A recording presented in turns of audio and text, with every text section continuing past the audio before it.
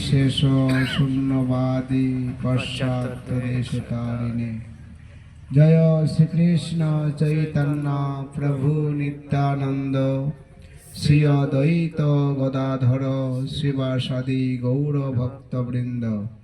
হরে কৃষ্ণ কৃষ্ণ কৃষ্ণ হরে হরে, হরে রাম রাম রাম হরে হরে কৃষ্ণ। ঠিক আছে,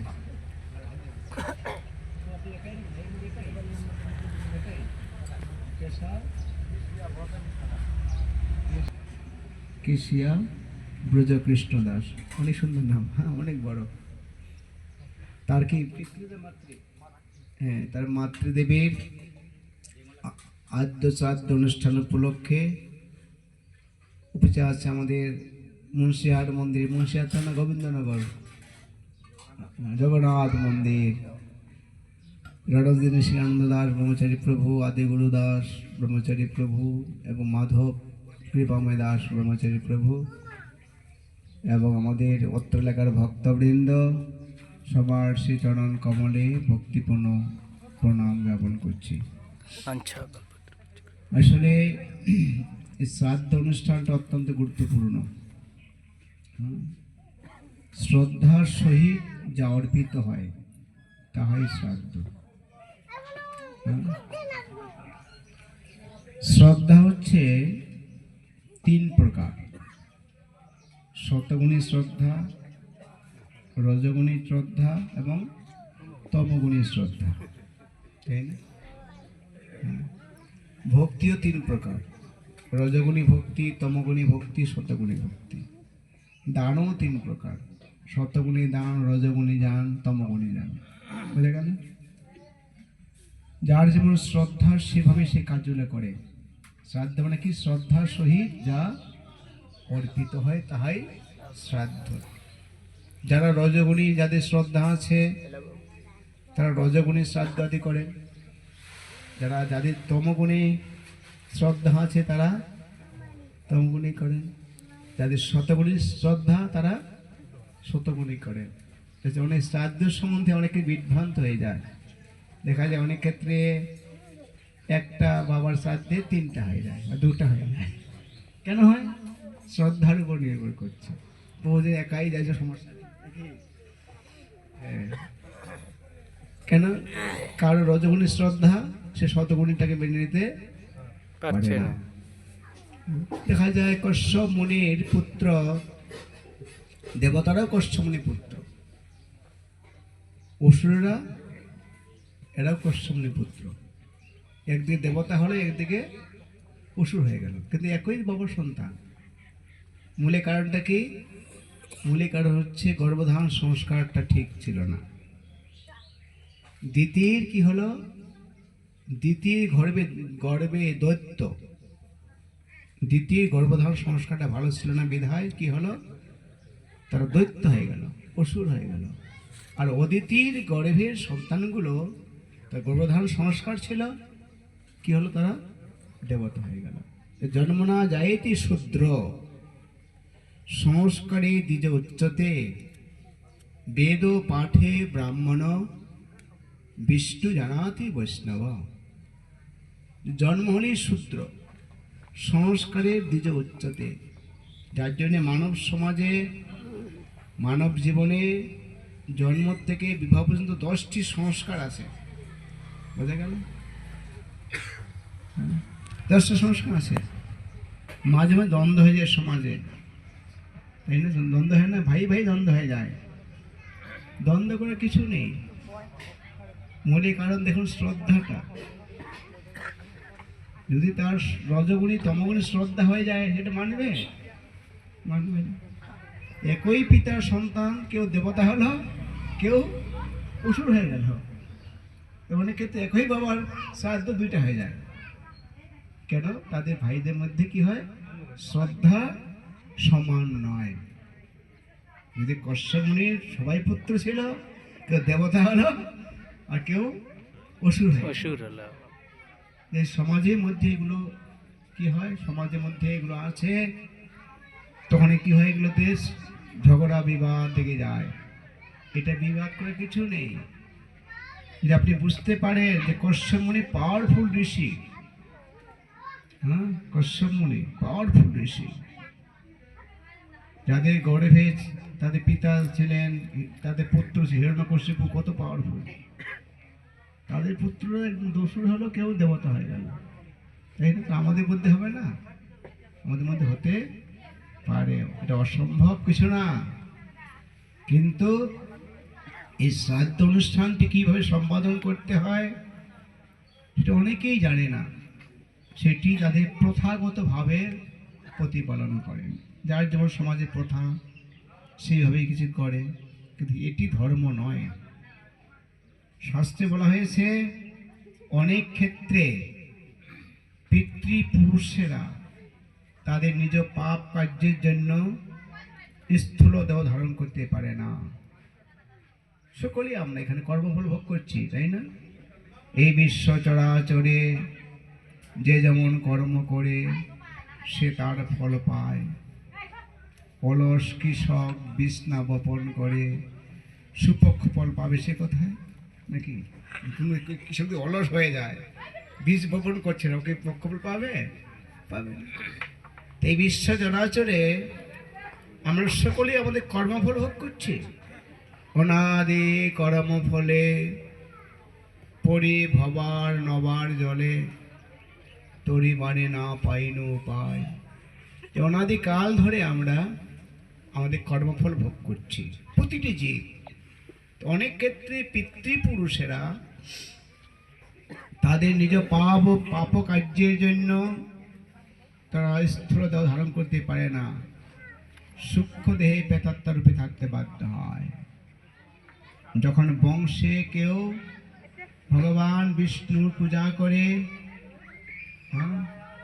ভগবান বিষ্ণুর সেবা করে, ভগবান বিষ্ণুর উদ্দেশ্যে যজ্ঞ সম্পাদন করে, সেই প্রসাদ এবং জল পিতৃপুরুষের উদ্দেশ্যে তর্পণ ক্রিয়া করে, সেই পিতৃপুরুষেরা সেই ভগবত প্রসাদ কে গ্রহণ করে পাপ মুক্ত হয়ে বৈকুণ্ঠ গতি প্রাপ্ত হয়ে যায়। হরি বল। এই গতকাল কি গেল মকর সংক্রান্তি, তাই না? আমরা মনে করি পিঠা খাওয়া দিন একটা, না, অনেক ইতিহাস আছে। এই মকর সংক্রান্তির দিনে এই পৃথিবীতে গঙ্গা দেবী আবির্ভূত হয়। অংশমান তার পুত্রদের অনেক পূর্বপুরুষরা একবার নরকগামী হয়েছিল, কপিল মুনির কাছে অপরাধ হয়েছে, তাদের অপরাধ ঘটেছিল। হ্যাঁ, তখন বলেছিল যদি পৃথিবীতে গঙ্গা দেবী আবির্ভূত হয় তাহলে তোমার পিতৃপুরুষ নরক থেকে মুক্তি লাভ করবে, তার মুক্তি লাভ হবে না। 60,000 পুত্র ছিল, অনেক ইতিহাস। অংশমান তপস্যা করেছে, সে গঙ্গাকে পৃথিবীতে আনতে পারেনি, তার পুত্ররা নরকগামী ভোগ করছে, তাদের পূর্বপুরুষেরা। অংশমানের পুত্র দিলীপ তপস্যা করেছে, জীবন শেষ করেছে, পৃথিবীতে কে এই গঙ্গা দেবীকে আনতে পারেনি। দিলীপের পুত্র ভগীরথ তপস্যা করে মাতা গঙ্গাকে প্রসন্ন করেছিলেন যে আমি পৃথিবীতে যাব, কিন্তু আমার বেগকে ধারণ করবে, নাহলে তো আমি ভূতল থেকে রসাতলে চলে যাব। কে করবে? দেখেছি 3 পুরুষ সাধনা করেছেন, এক পুরুষ না, কয় পুরুষ? 3। আর আগের যুগের আয়ু কত ছিল? 1 লক্ষ বছর আয়ু ছিল। অংশমান, দিলীপ আরো পূর্বপুরুষেরা। ভগীরথ গঙ্গা দেবীকে প্রসন্ন করলেন যে আপনি মর্তে আসুন, নাহলে আমাদের পূর্বপুরুষেরা নরক থেকে উদ্ধার লাভ করবে না। আমি যেতে চাই, আমার বেগকে ধারণ করবে। তারপর ভগীরথ কি করলেন? মহাদেবের সাধনা করলেন, মহাদেবেই পারে আমার বেগ ধারণ করতে। তারপর মহাদেবকে প্রসন্ন করে মাতা গঙ্গায় পৃথিবীতে আসলেন। তারপরে অংশমানের পূর্বপুরুষেরা এই নরক থেকে উদ্ধার লাভ করলেন। তার যে বলছে শিবের জটা থেকে কি গঙ্গা দেবী আছে না, কিন্তু আসলে গঙ্গা দেবীর উৎপত্তি শিবের জটা থেকে নয়। শিব তার ব্যাগটাকে, স্রোতটাকে ধারণ করে রেখেছেন। বুঝা গেল? তাহলে অনেক ক্ষেত্রে তাদের মধ্যে ঋষিদের বংশধর তারা নরক যন্ত্রণা ভোগ করেছে কয়েক পুরুষ। আমাদের অনেক ক্ষেত্রেই পিতৃপুরুষেরা তাদের নিজ পাপের ফলে তারা স্থূলতাও ধারণ করতে পারে না, তার নরকগামী হয়।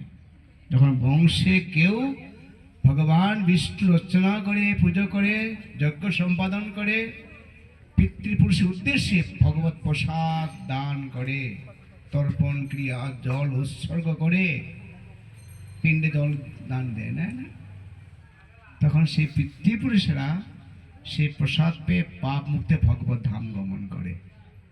এই হচ্ছে গুরুত্বপূর্ণ।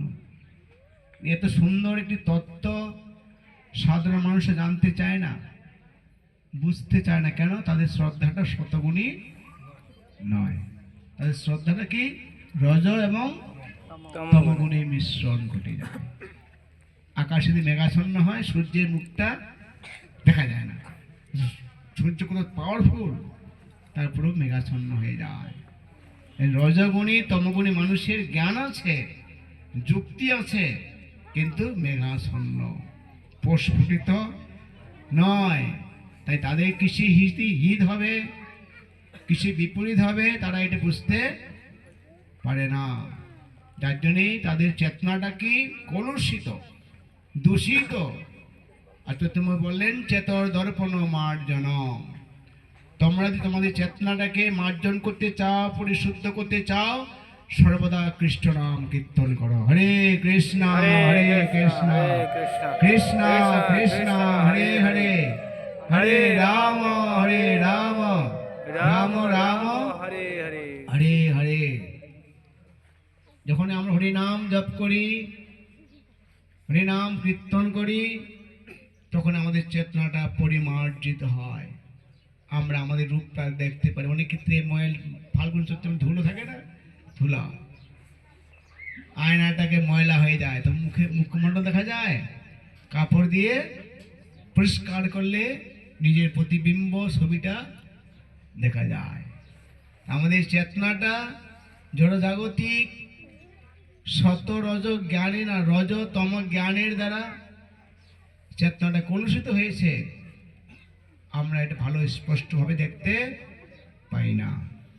আমরা ভগবান শ্রীকৃষ্ণের দিব্য নাম জপ করব, ভগবানকে স্মরণ করব, তখনই আমাদের চেতনাটা পরিষ্কার হয়ে যাবে।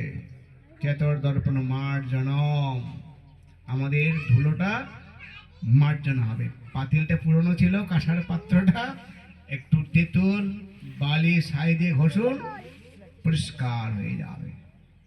আমাদের জড় চিন্তা, জড় বাসনার দ্বারা চেতনাটা কলুষিত হয়েছে।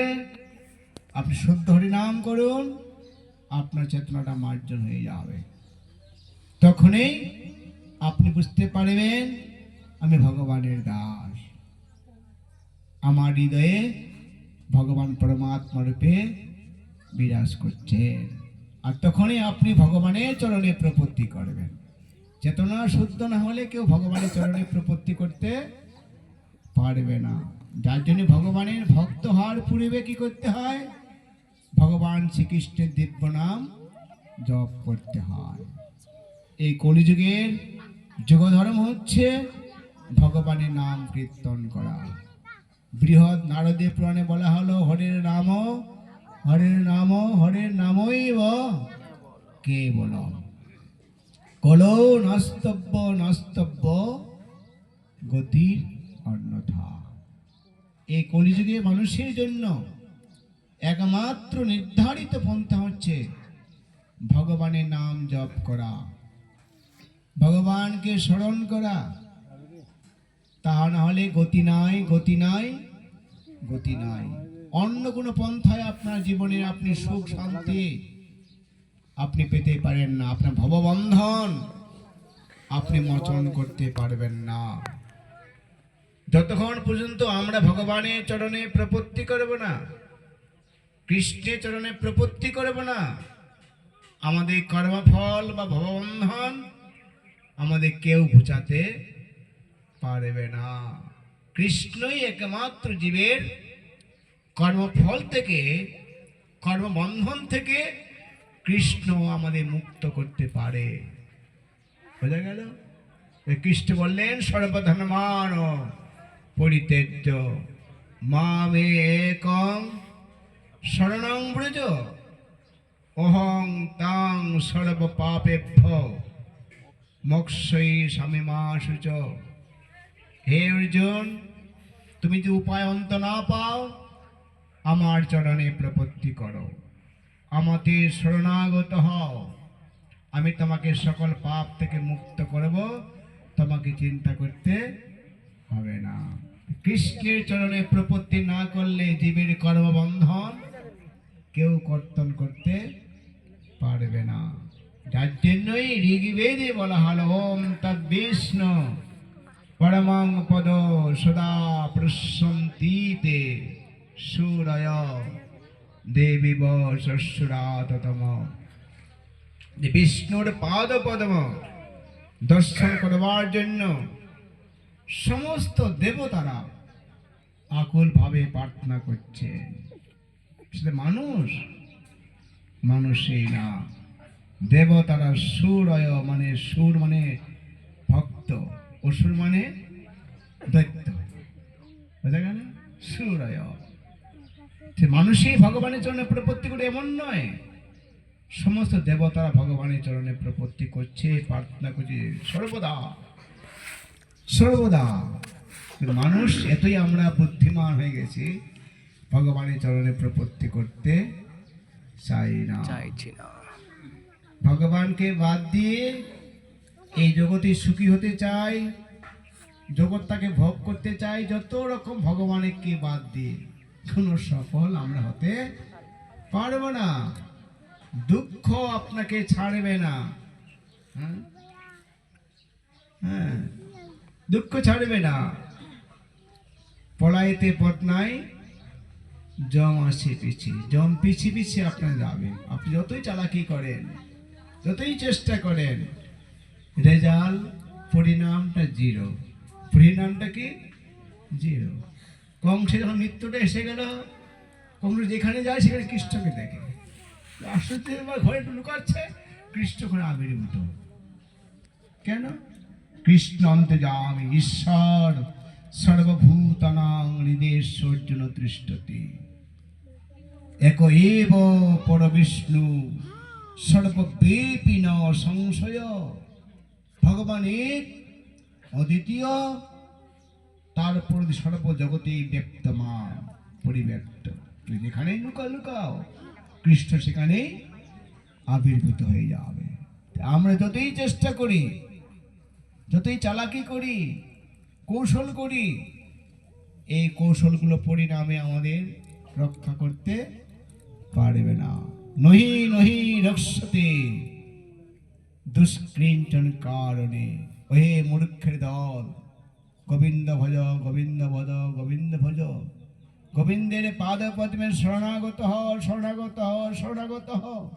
নহি নহি রক্ষতে। তোমাদের এই জগৎ থেকে কেউ রক্ষা করতে পারবে না। বোঝা গেল? আমরা দুষ্কৃতী, আমরা চাই এই জগৎটাকে ভালো করে রক্ষা পাবো, নহি নহি রক্ষতি। তোমাদের কেউ রক্ষা করতে পারবে না। পারবে? রাবণকে কেউ রক্ষা করতে পেরেছে? কংসকে পেরেছে? পারেনি। আর আমরা কি? নহি নহি রক্ষতি। তোমাদের কেউ রক্ষা করতে পারবে না। মামেকং শরণং ব্রজ। তোমরা আমার চরণে প্রপত্তি করো, শরণাগত হও, আমি তোমাকে সর্বতভাবে রক্ষা করব। বোঝা গেল? কৃষ্ণের চরণে প্রপত্তি হওয়া থাকা মানে পিতা মাতার কোলে থাকা। দেখবেন অনেক পথ শিশু আছে, জানেন? এদিকে নেই, দেখবেন যে ঢাকা, কমলাপুর ইত্যাদি অনেক পথ শিশু বাবা মা নাই, অন্যের যা দেয় তাই খেয়ে থাকে, টকাইগিরি করে ইত্যাদি। এই ছেলেরা যদি বাবা মার কাছে ফিরে যায়, দুঃখ থাকবে? পিতা মাতা তাদের কি করবে? জীবন দিয়েও তাদের লালন পালন করবে। তাই আজকে যারা কৃষ্ণের চরণে প্রপত্তি করছে না, শরণাগত হয় না, আমরা পথ শিশুর মতো। আর এবে আত্মসমর্পণে চিন্তা নাহি আর, তুমি নির্বাহী প্রভু সংসার তোমার।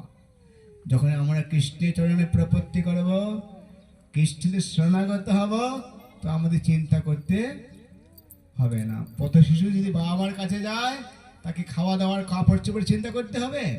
কে চিন্তা করবে? বাবা মা চিন্তা করবে। কৃষ্ণের চরণে প্রপত্তি না করা মানে অনাথ, আর কৃষ্ণের চরণে প্রপত্তি করা মানে সোনা। আমি আশা করব কৃষ্ণের চরণে প্রপত্তি করুন। এখানে ভক্ত আমাদের খুব কম আছে মনে হয় নাকি?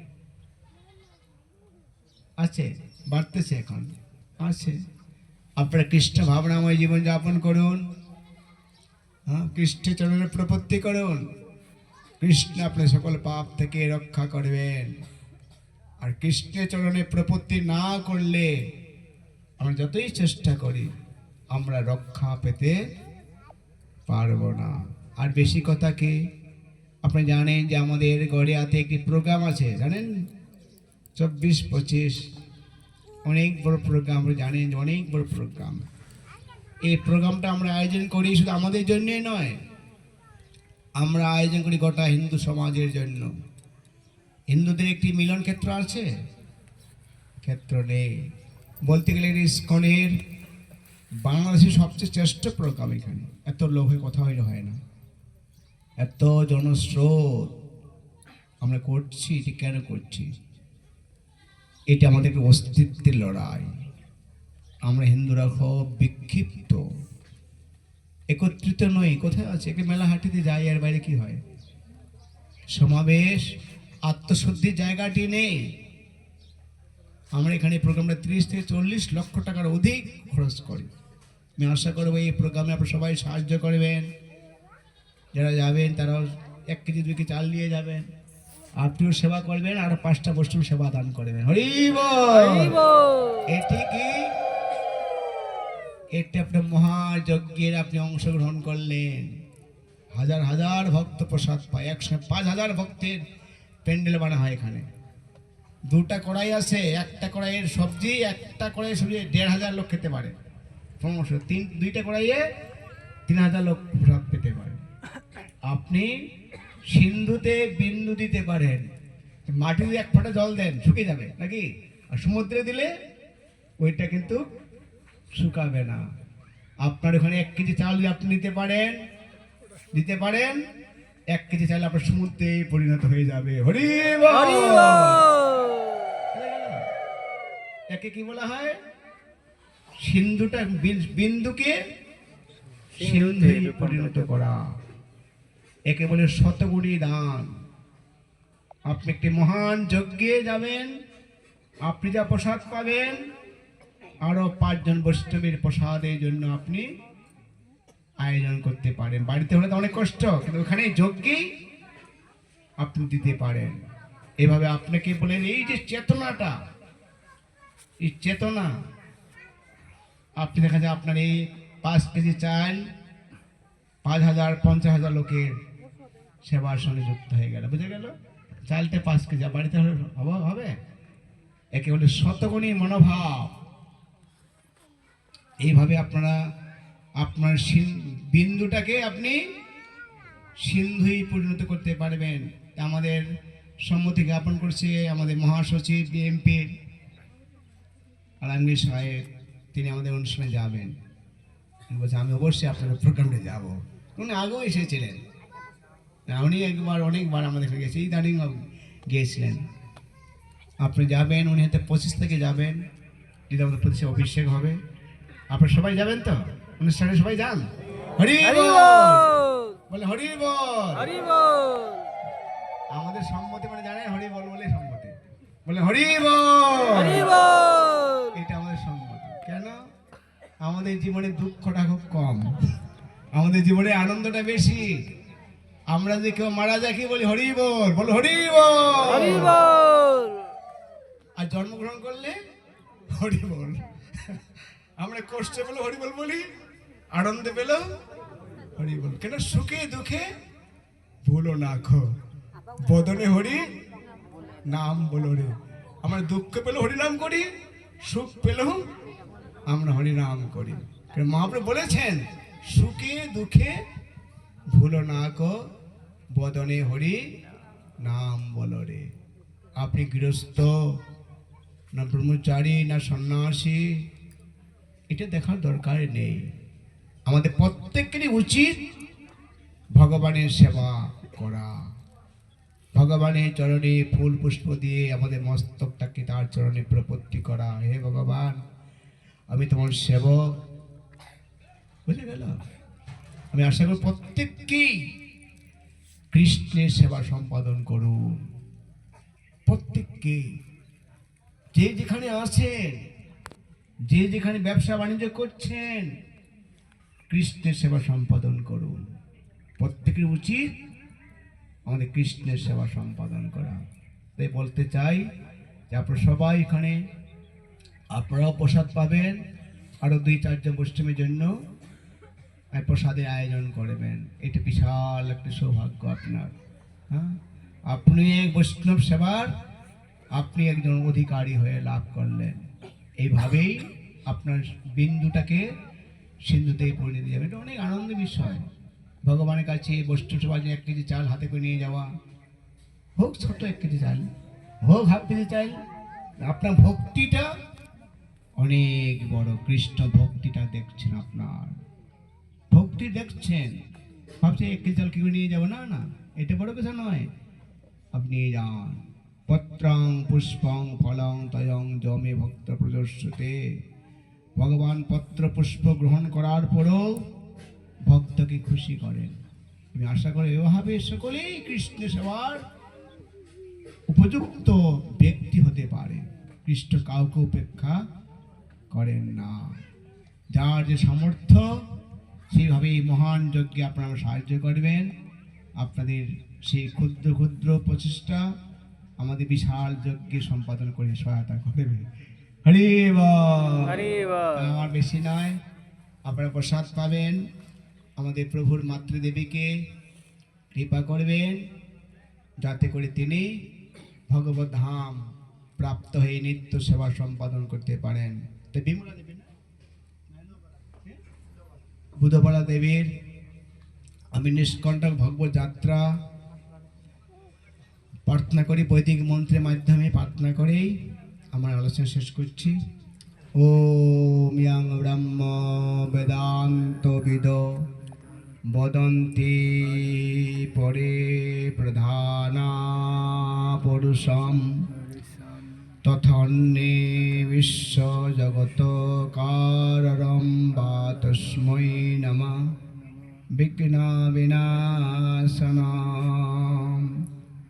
ওম মাধব মাধব ভাসি মাধব হৃদি স্মরন্তি সাধব সর্বে সর্বা কার্যেষু মাধব। ওম মঙ্গলং ভগবান বিষ্ণু মঙ্গলম মধুসূদনম মঙ্গলম ঋষিকেশং মঙ্গলোতনায় হরি। বিষ্ণু উচ্চারেণ মাত্রেণ কৃষ্ণস্য শরণাদরে সর্ববিঘ্ন বিনাশায় মঙ্গলং অসংশয়। হরে কৃষ্ণ কৃষ্ণ কৃষ্ণ হরে হরে, হরে রাম রাম রাম হরে হরে। ওম শান্তি শান্তি শান্তি।